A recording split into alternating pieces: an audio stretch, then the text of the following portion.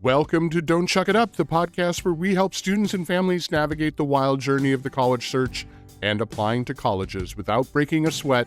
I'm your host, Chuck, and today I'm talking about optimism and supporting our students throughout this process and just making sure our students are doing okay in school and in life.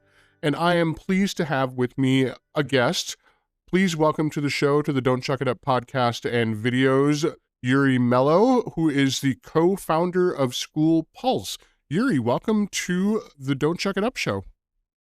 Chuck, I am happy. And first of all, I just want to compliment you on the name. Don't Chuck It Up is absolutely brilliant. How fun is that? And happy to be here. Excited to see where we go today. It could be anywhere. So I'm happy. Let's go. Absolutely. As people are aware, I don't usually have much of a script, so this is always a blast. So Yuri, let's start off with, why don't you introduce yourself, tell us a little about yourself and who you are?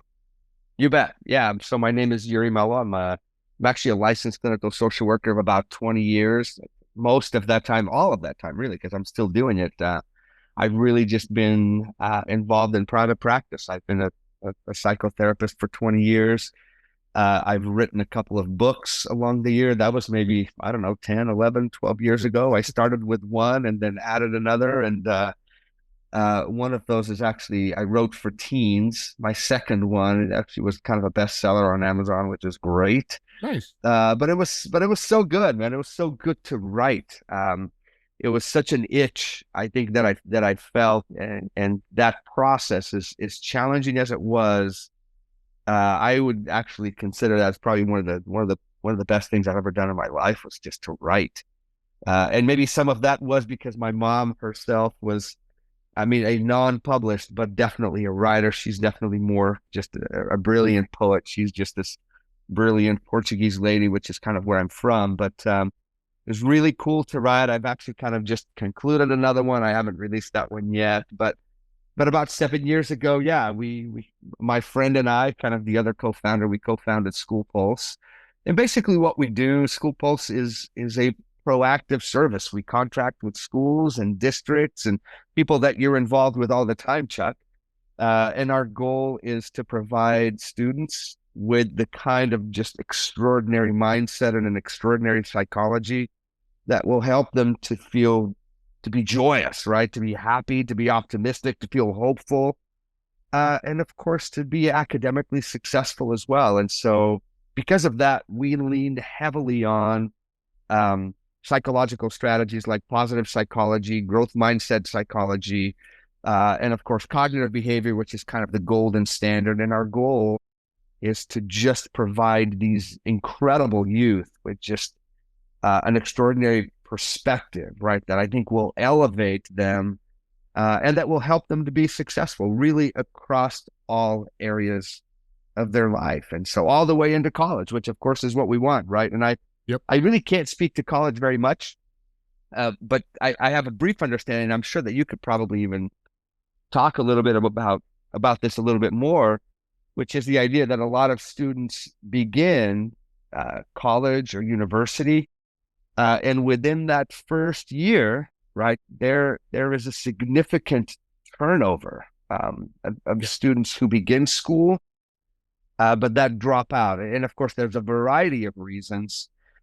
But I would say, and I've seen some of the data there, is that, out of the top 10, let's say, 5 or 6 of those are mental health related. Why kids end up, obviously financially is one, and that's why amazing people like you are there to support and to provide tools, and let's go find a way for you to be financially available, or supported. But 5 or 6 of those big reasons why kids end up dropping out is just our mental health issues. And so our hope is, let's provide these kids with the most extraordinary psychology to help them to kind of work their way, or to protect them from having to drop out due to kind of social, emotional, psychological reasons like that. So anyways, probably more than you wanted to know, but there you go. I'll tell you this too. I got to say this. I'm a married man. I've got 5 amazing kids. 4 of them are now kind of out of the home, and we're down to one lovely girl who's 14. She'll be 15 this year, and she's a freshman, and we're just happy to have her, and have just been incredibly fortunate that way. So I have to say that. I was going to say you're going to be an empty nester, and that's a topic for a whole I different show. know. But we'll we'll come back to that at a different time. I think the reason why I wanted to have you on the podcast is that you and I are on the same wavelength, that we need to provide more positive support for our students, help them with their growth mindset to make sure that they do have the mental tools to be able to get through things. And school is much harder now for those of us who are Gen X or older. You know, current high school and middle school conditions are way more stressful. They're getting bombarded with a lot of input from teachers, from their classmates, social media, and they're feeling the pressure. And we did not see anything get better during COVID, and it's really not improving much since then. So I really love finding tools that help students and parents through this process from a mental health standpoint. My other biggest concern also is that I love my school counselor friends that work in the schools, but in America, we just have not done a great job with providing enough school counselors. If we could double, triple, or even quadruple the amount of school counselors, we probably would not be having this conversation today. But because we don't have the amount of school counselors truly needed, and psychologists and therapists in the schools, they really do need something outside of those to be able to support them and help them get through this thing called teenage life. And that's where I think School Pulse is a great option for students, families, school districts to be able to support their kids. Yeah, I appreciate that. That was a really nice, just, you've laid it up for me, and I'll just briefly, because I don't want this to feel like a sales presentation, but I really feel like that is exactly what we bring to schools, right? I mean, I think you're talking about these ratios, right? Of, 400 plus students for every one school counselor.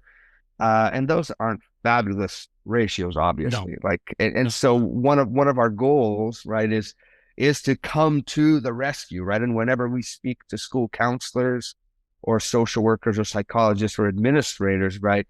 I mean, this is like, it's this unanimous voice, right? That says, like, we're just overwhelmed, overworked, under-resourced. And so what we do at School Pulse, right, is we truly try to come to the rescue. We have listened to thousands of schools and school counselors and admins. We have a pretty good idea of what the problems are. And we've literally tried to create these solutions that are not burdensome, that can come and multiply their already awesome efforts, and to really provide incredible support to students and parents and faculty and counselors. And we do that in a variety of ways. We do that through our email campaigns. We have live text-based support to students. So we actually proactively engage them and then have an entire team that engages with those students during school, after school, during holidays, during the summer. And those are just things that schools are not able to offer. And honestly, they shouldn't, right? Right. And so we just want to come in, provide that incredible ability to support, and provide schools with just the most comprehensive mental health resources in the nation. We could drop that on their doorstep, and it doesn't bite into their time. It actually relieves it. So we're obsessed about that because, yeah, we don't want to add. We don't want them to feel like, oh my gosh, this is one more thing that I need to do. And we're like, no, like, we're actually going to take it off your plate. And that's truly what we do. So we're happy to be there. It's so necessary right now. As I sit online and answer questions, and this is what I do for fun. I go on to Reddit and I answer kids' questions about college admissions and college.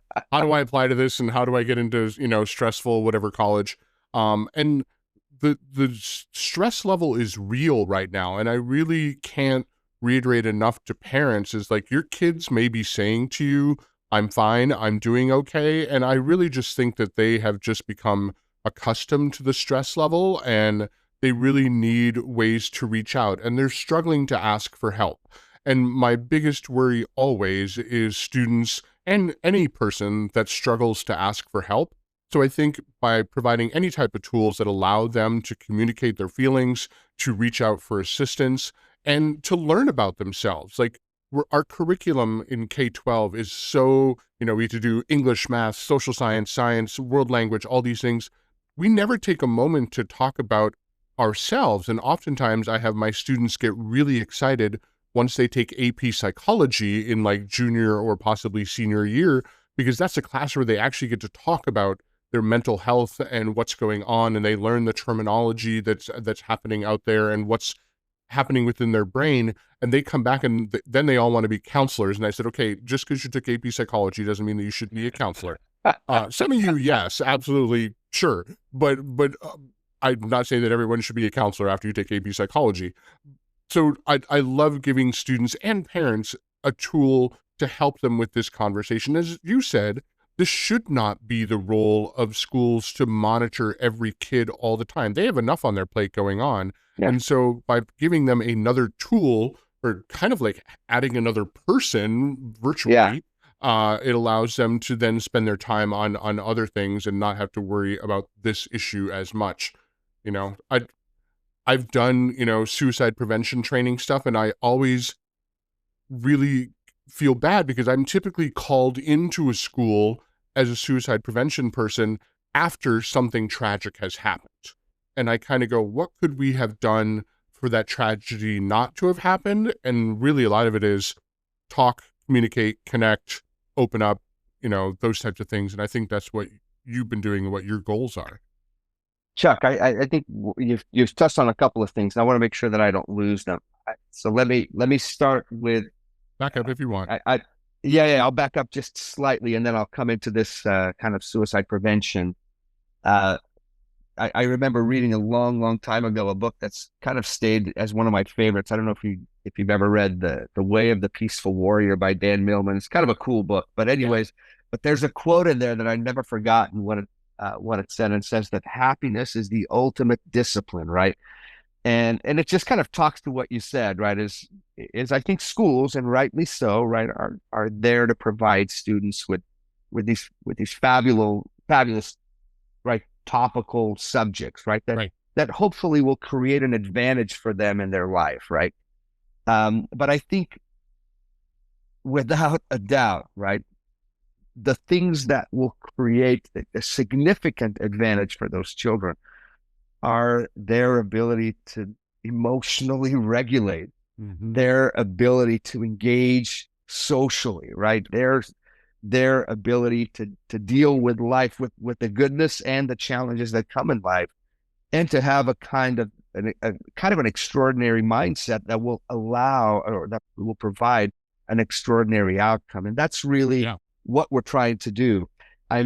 It's interesting to see that in universities like Harvard or Yale or Stanford, kind of like the big well-known ones, their most popular class, or one of their most popular class, is kind of the science of well-being class. And they just have these gigantic waiting lists of kids, right, who want to come in and who want to invest, right, in those kinds of skills for themselves, right? And at some point, maybe in some states it's already there, but my hope is that we'll actually do that, right? We'll actually create kind of a class on whether it's the science of well-being, whatever we call it. Like, I don't care what we call it. That's just the name of one that I've heard of, but that can provide students with these, what I would say are foundational and core skills, right? That can then provide that energy and motivation towards those other things that we're teaching in school. And so that's one of the things that we try to provide for schools, is this incredible, just robust content that not only are we proactively engaging and giving to parents and giving directly to students, but that we provide to schools that requires no training. So we've created our content in a way so that a math teacher, right, who feels like, mental health just isn't my thing, that they can just open it up, click the button, watch the video, and it's what they need to do. And then they can go back to teaching math instead of feeling like, well, I've got to become this mental health professional to be talking about these things with students. And that's not what we're intending to do. We're ready to come in, provide, one touch and let it go kind of solutions that schools can apply. I also wanted to briefly touch on your thought about prevention and kind of how often those things come in reaction, right? Mm-hmm. And I feel like sometimes when we're in schools, we talk about suicide prevention, but oftentimes to me, what that looks like is most of the times it feels and looks like suicide intervention, the schools that they put Right. in play versus what really prevention is, right? What prevention is, in my mind, right, it's way upstream, right? It's solutions that are way upstream that are building the protective factors of kids. Yes. I think we're naturally enamored by the risk factors, right? And identifying the risk factors and identifying signs of suicide. And there's a place for that, of course, right? There's a place for hospitals. There's a place for the medical model, right? Your arm breaks, you got to go get that doggone thing fixed, right? There's also, I think, a significant part of prevention, right? It's the difference between going to the hospital for your bad health and exercise, right? That's exercise is prevention, right? Right. And so in a sense, that's what we try to provide schools is with the kinds of tools and strategies that will protect and insulate their children from suicide, from depression, from anxiety. And I know that I'm making it kind of simplistic and a little bit idealistic, but the research is actually fabulous. Like, it's fabulous. And we're talking not just with adolescents, but with really challenging populations as well, such as, soldiers and airmen, right?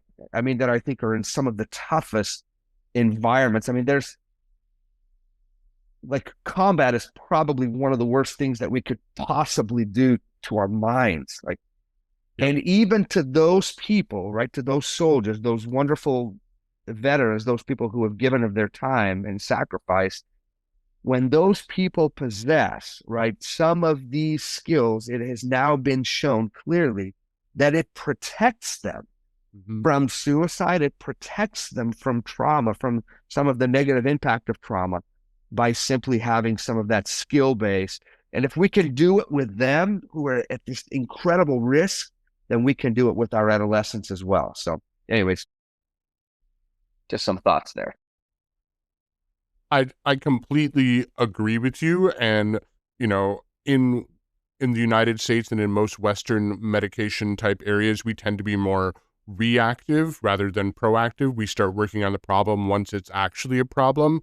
And I think what you're trying to provide is something to give those students the skills that they need so that we don't have to have a reactive type action. We can now be proactive and train them to be healthy people. We always talk in the United States about, we need to have physically fit individuals and that's going on, but we rarely talk about having healthy minds and healthy mindsets and really talking about mental awareness and mental stress levels. And I think if we can get some of this into our schools and into our conversations with younger kids, then they're going to be happier adults. It's hard to start a huge new workout routine when you're in, your 30s, 40s, or 50s.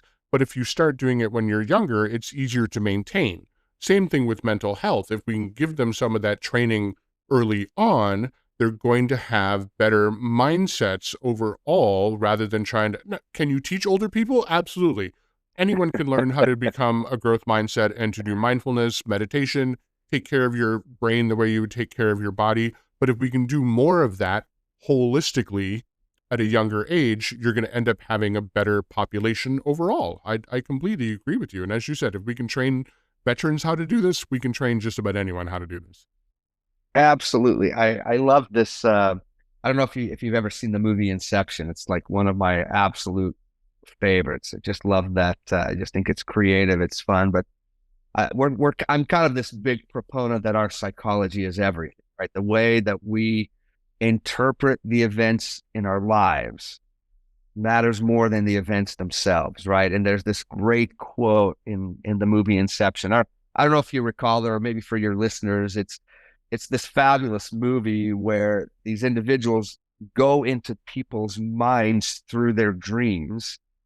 And then what these gentlemen are doing, or what these people are doing in the dream, is they're trying to extract their secrets through their dreams. It's kind of a wild story, but anyway, somewhere during the movie, it goes from extraction, right? They're removing secrets, to this idea of inception, right? Or positive inception, right? Where this team is going into this person's mind and is planting an idea into their mind, an idea that's so powerful that it transforms that person.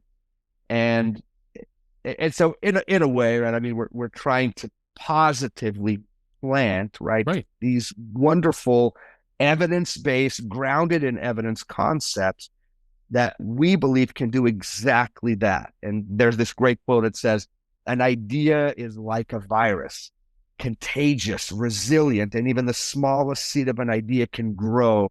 It can grow to define you or destroy you, right? And I know that that's a movie and it's kind of dramatic, but that's exactly what we're trying to do. Yeah. We're trying to plant these ideas that have been proven, right? To help kids, to help them to be persistent.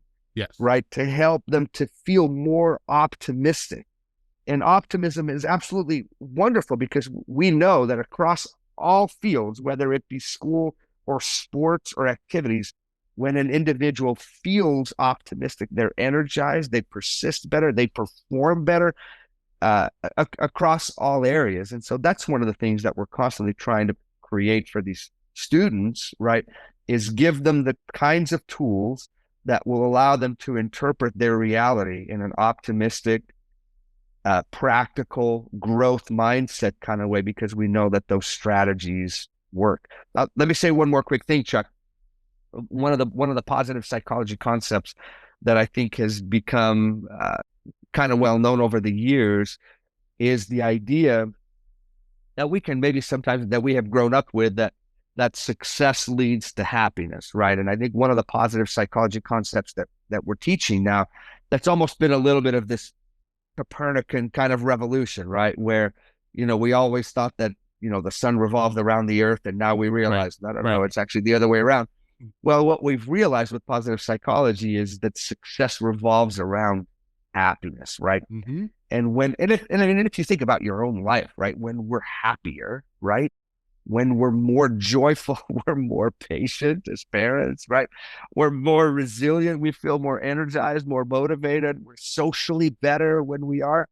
And so that's what we're trying to do in schools, is we're trying to raise the tide, Mm-hmm.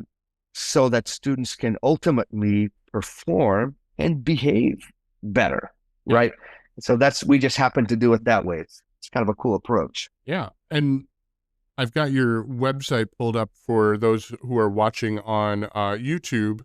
And what I really like is that you have all of these various videos and talking points, so that if a school or a parent, so individuals can check this out as well. This doesn't have to be a school system. But if, you've got a topic, say like anxiety, then you've got to go into that, and it's going to say, can I overcome the fear of speaking? How can I stop overthinking? Why am I so awkward all the time? How do I deal with anxiety better? And then you can further dive deep into, how I could deal with anxiety better. Students and parents are going to be able to watch a video that I think is really great. They're all cartoons, aren't they? They're all not human based. So, well, yeah, it's actually, a lot of them are, unfortunately, you guys are going to have to look at my ugly mug here and there, but I'll actually do it. But we have a really great media designer who adds graphics, kind of as I speak, but they're all short. I mean, they're all meant to be short. Yep. And I'll tell you one more quick thing about some of those titles. So one of the things that we do, like I shared, is we provide this live text-based support. And so a lot of these videos are really made in response to questions that students have asked us over the last 7 years, right? So, why am I awkward all the time? That video is a direct response to students who have said that, right? Like, why am I awkward? How do I overcome the fear of public speaking? How do I stop overthinking? Those are questions that students have asked, and I create the videos and then release it to them And to the parents, of course. Right. Well, and you've got a short little video, then you've got some articles. So for people who are visual learners or, want to read and dive into it that way. I also love that you give a reflection question. So you give them a short little quiz. Obviously that's not graded, but it's a short little quiz. And they also, for some of yours, you have a writing reflection as well. So it really allows for this to be interactive and for students and parents to use this, and school systems to use this as a tool to help teach things. I also think this is really great because it touches on topics that a lot of parents and schools may struggle to talk with kids. It's tough talking to kids. I do it on a daily basis, but a lot of them have put up a lot of solid walls around their emotions and who they are. And I think you've given them some great topics on here to be able to bring this up. So you do talk about things like self-harm, substance misuse, trauma, topics that are not easy to talk about. And I'm not saying that this should 100% replace a therapist, because I think therapists For are sure. very useful, but this is a great way to start the conversation and to help students and parents and teachers have these conversations that can be really challenging. Absolutely. And we really try to come into schools with that's the concept, right? So what you're tapping into right there, kind of with our videos, is those, we actually call those our student success activities. Mm-hmm. And that's exactly what we want, right? Is we want to help your students succeed, right? In all areas of life, right? And so we provide these videos, these activities, right? That have the video, they have reflection questions, they have a small quiz part. And the reason why we provide that is kind of back to that example, right? Of, let's say you're a science teacher, an English teacher, or geography teacher, whatever it is, right? But let's say that in your class, or maybe it's in homeroom, or maybe it's school detention or lunch detention, whatever it is, and you want to make a presentation, right? That's relevant, that's on topic, that's not cringy, but that's fun and it's filled with goodness. And you want to do it with little training. And so we provide the video, we have these reflection questions in the quiz. It just makes it so unbelievably easy for you to engage an individual or an entire group or class. And it's just all done for you. It doesn't require any training.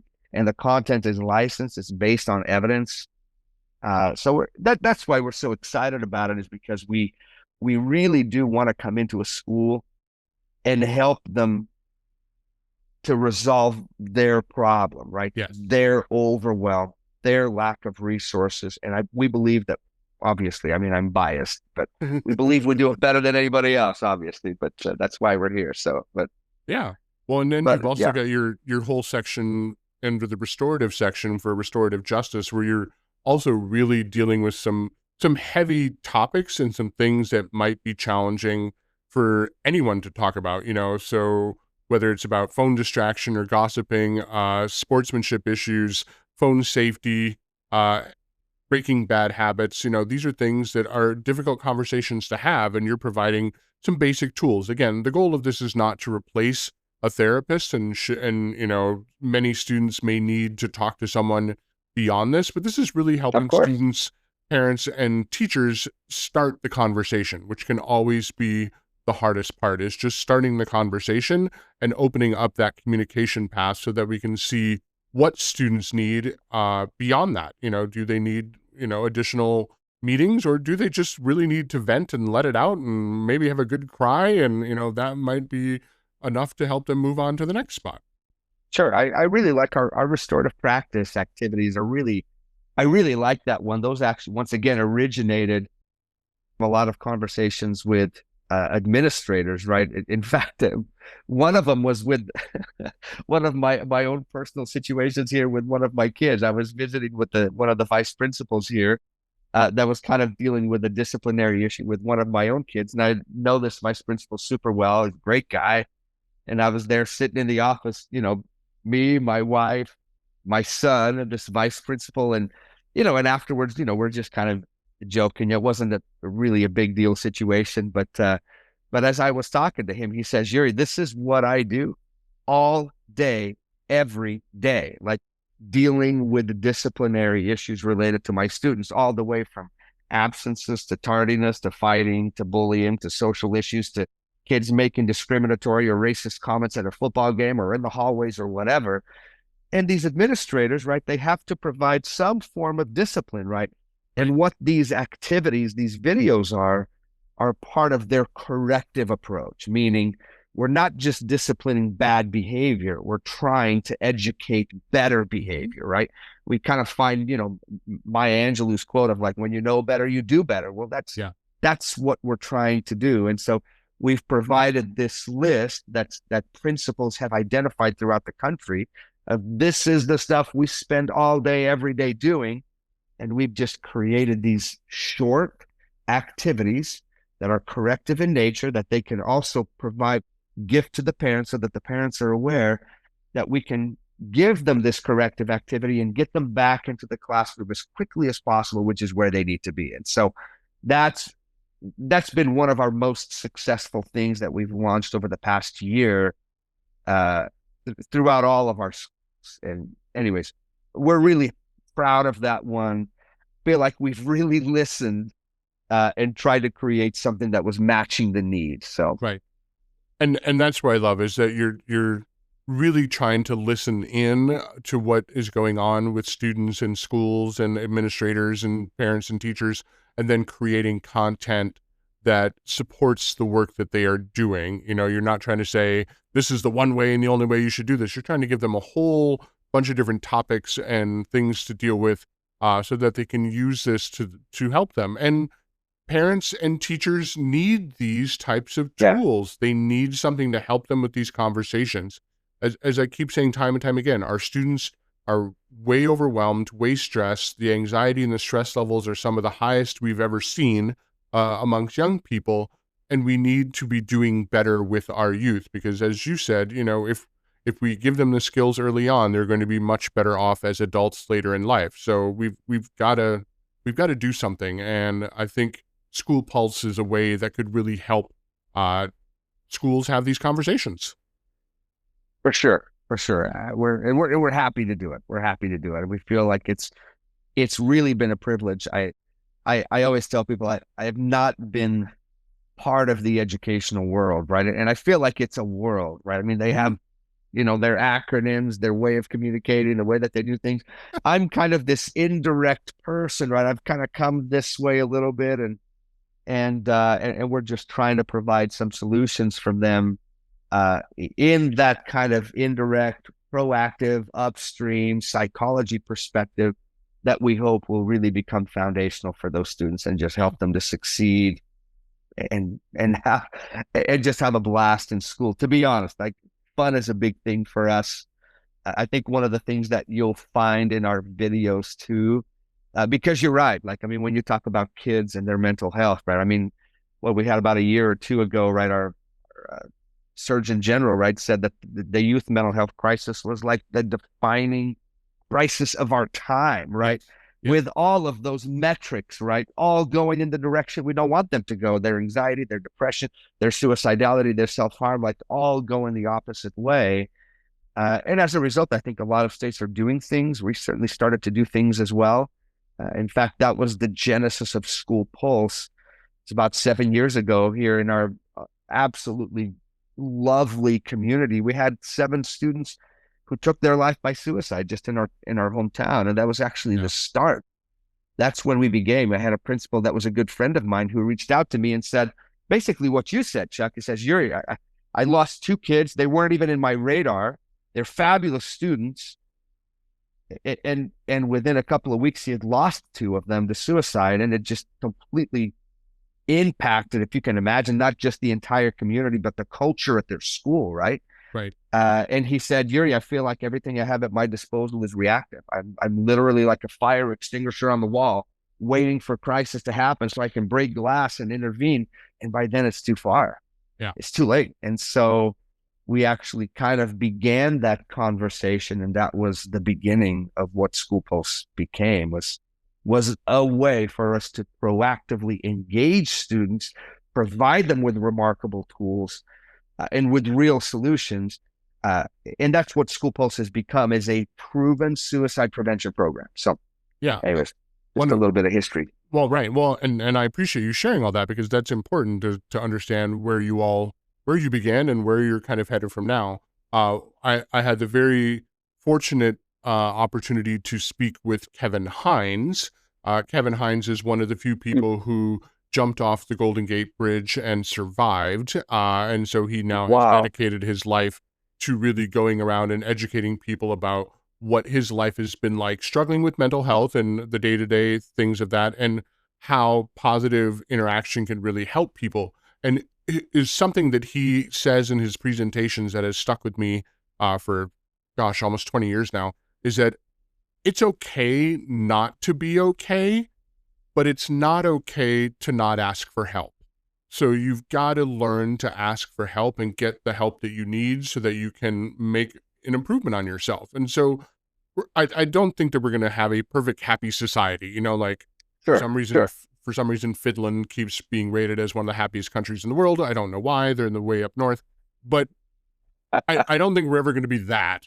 But I do think that if we provide students and families, parents, teachers with more tools in their toolbox to be able to address mental health, we might be able to turn the ship and really improve the lives of our youth and our society overall. Because as you said, you know, happiness is going to make a better society in the future. So I really appreciate all of this work for you. So what is on the horizon for School Pulse? What's coming up in the future?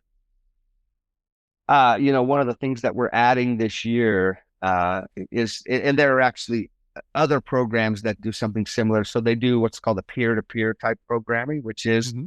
we try to involve the students, right? So we want the students to be involved in kind of raising the tide, right? The idea of raising all Yep. the ships, raising the Yep. tide. And so that's actually something that we're doing is we have all of this incredible content, right? We've created this. And the reason why we're looking to do this is, like I said, there are other services out there that are providing this service. But my own, this is our own personal philosophy.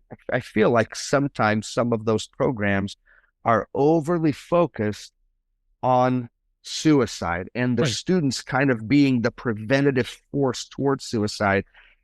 And I actually prefer a different focus. I feel like our goal is for students to be part of that raising tide of there. I don't want their focus to be just to prevent suicide per se. I want their focus to be on mental fitness, Yeah. on mental excellence, on joy, on finding meaning, on finding purpose.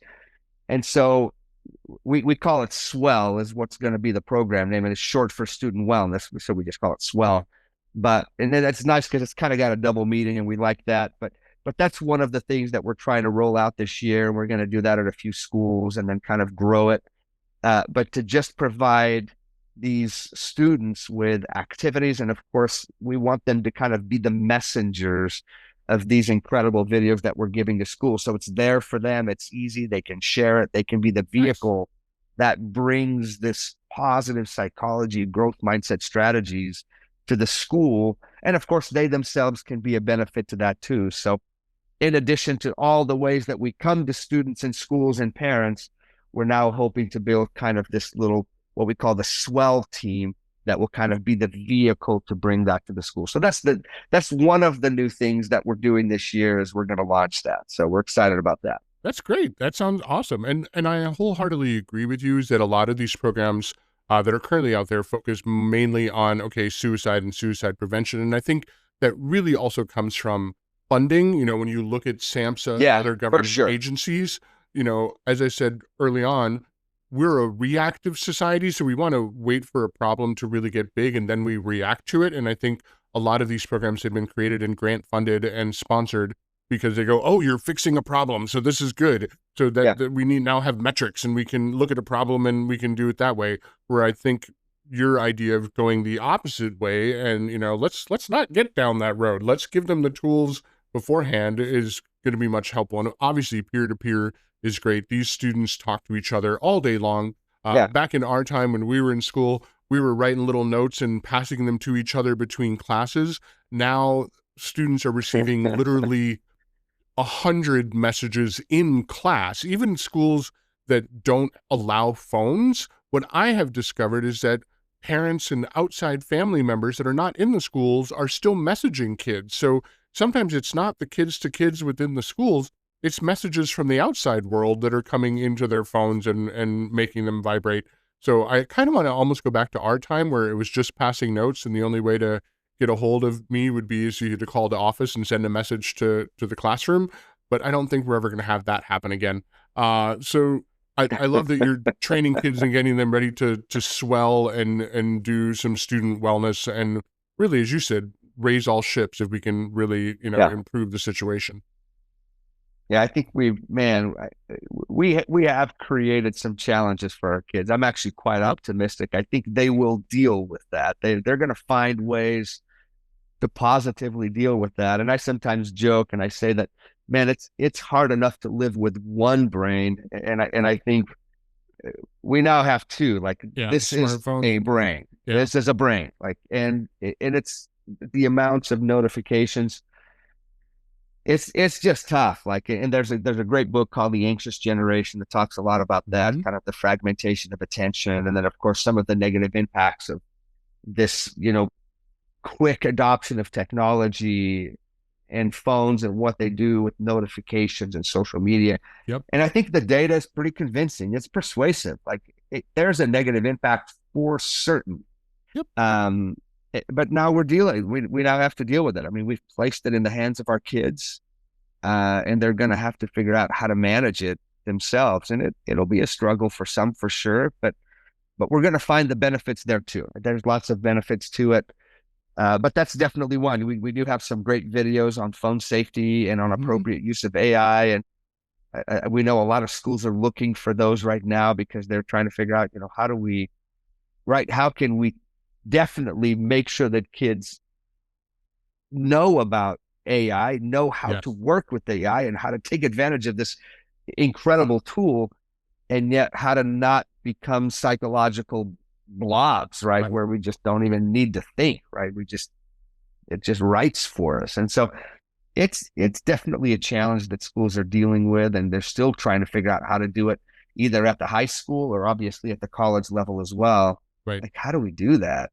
How do we give a tool like that? And then I tell kids, I give them the analogy of, I can either drive 26.2 miles or I can run 26.2 miles, right? And I know I can get there a lot quicker if I drive that, but man, the benefits of training and running and prepping for a marathon are just life-changing. They're life-transforming. So that's kind of what we're trying to help kids do is of course we're going to use this tool. I want to make you proficient with this tool, but man, we have to find a way. We have to exercise that thing up here, because if we don't, then it becomes a little bit, maybe lazy is not the word, but it goes down the path of least resistance. Yes. And that's true even within my work. I could easily come up with a short mini series to, teach a kid how to, fill out an application or work on an essay or discover what college is for them. But part of the reason why I work with students for weeks, months, and sometimes years is because I'm helping them learn the skills of how do I think? How do I critically analyze? How do I look at information that is being presented to me and understand what it is? How do I answer a question really truthfully, honestly, and holistically, not just, okay, here's the bullet points. Any kid can spit out a history paper that just reiterates the facts. I'm trying to get students to reflect and understand themselves and think about who they are going to be in the future and what they want to be in the future. And that takes time. That's not something that I can just be like, all right, here's my course, do it in, 60 minutes and apply to colleges and you're good. Like, I want to help students over the long haul to give them those skills and move them from a state of dependence on their parents to more of a state of independence where they are going to be confident adults and, joining society in that era as college students or whatever path they choose to do after high school. Yeah, that's brilliantly said. And back to the AI piece for just a quick moment too, right? I think it's important for us to realize, and I think this is what you're attempting to do as well, is I recognize that we can just arrive at outcomes, right? Mm-hmm. that process, man, is really key. And especially when we talk about our overall, once again, I'm kind of on the psychology side, and I'm thinking about meaning, purpose, joy, happiness, success, right? So in my mind, those are really key components, right? And of course, relationships, right? And so when I think about some of the building blocks of joy and happiness in life, and one of those is satisfaction, right? And that's the feeling that we get when we do something difficult, when we do something challenged, when we do something that stretches us. And that's one of those building blocks. And so taking the easy path at times, right, is fine. We can create some outcomes. But I think in a way we can cheat ourselves unknowingly by not. I feel like creativity is such an important part for our happiness, our overall happiness and feeling of accomplishment. So I feel that sometimes some of these tools, they don't have to, but they do. And the way that we use them, right? I'm thinking about like at least here where I'm at, everybody knows how to ride a bike, but now they've kind of introduced electrical bikes, right? And I think it's so interesting, right? I think initially when those came about, it was like, well, it's just an assistance, right? We're just assisting the pedaling. And now those are pretty much like motorcycles. Like nobody's pedaling anymore. You just see people out there, they're just cruising. And I think that I hope that AI doesn't become that, right? It doesn't become something that's meant to assist, to encourage, to motivate, to educate, to teach, to help us to grow.